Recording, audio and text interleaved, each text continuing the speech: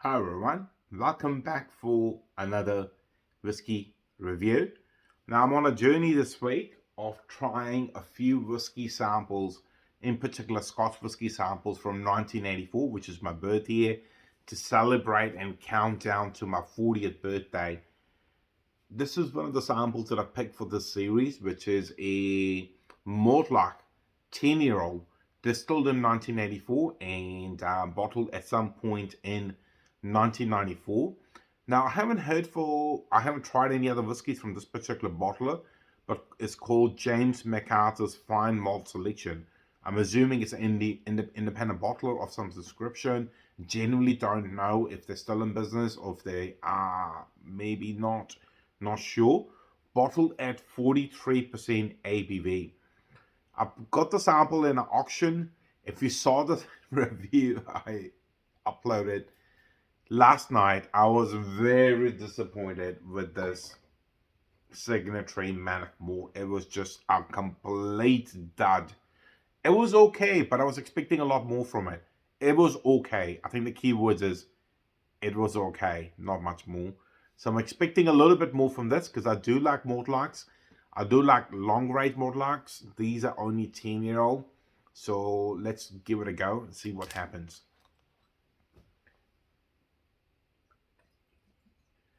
Now, Mortlach, as many of you would know, is another Diageo distillery, which the official bottlings, there's not a lot of it around. You know, in New Zealand, we'd rarely see a lot of it around. We do get some of the special releases, but the standard single malts, there's just not much at all that comes out.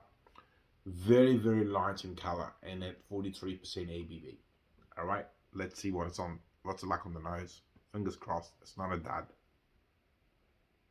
Oh, no, it's not a dud. We have an alive whiskey. I'm so happy now after the disappointment of the Mannonchmore. Oh, yes. Beautiful honeyed sweetness. Wow. There's good amount of sort of tropical fruit and sweetness as well.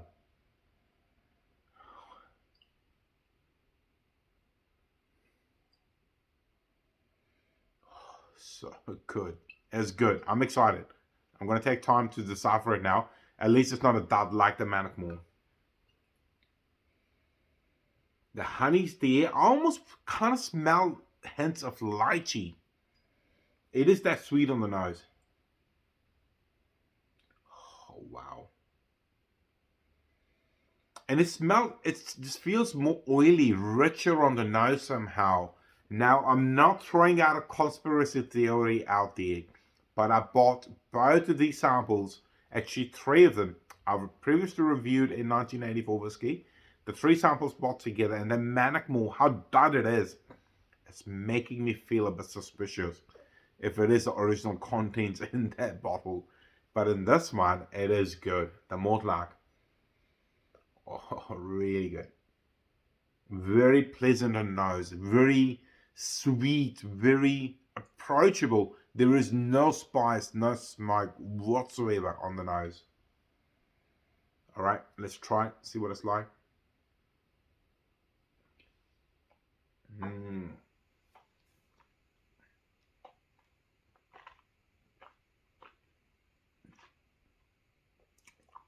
Very light.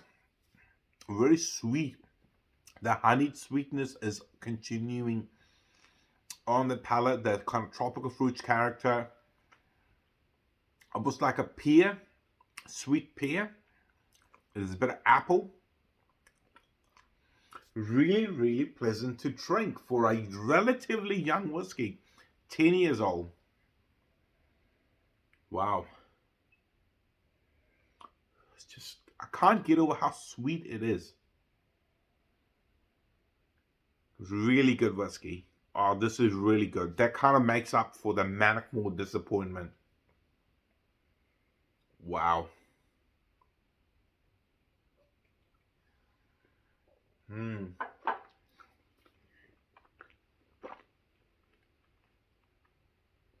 Cask wise, I'm guessing it's ex-bourbon cask with distinct lack of that sort of sherry or raisins or spice.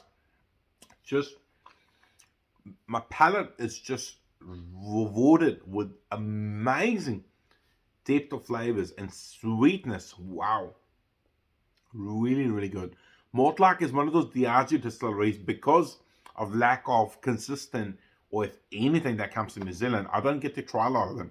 I do get to try a reasonable amount of very long age independent bottlings, but shorter age stuff, not a lot. And this one is really, really good.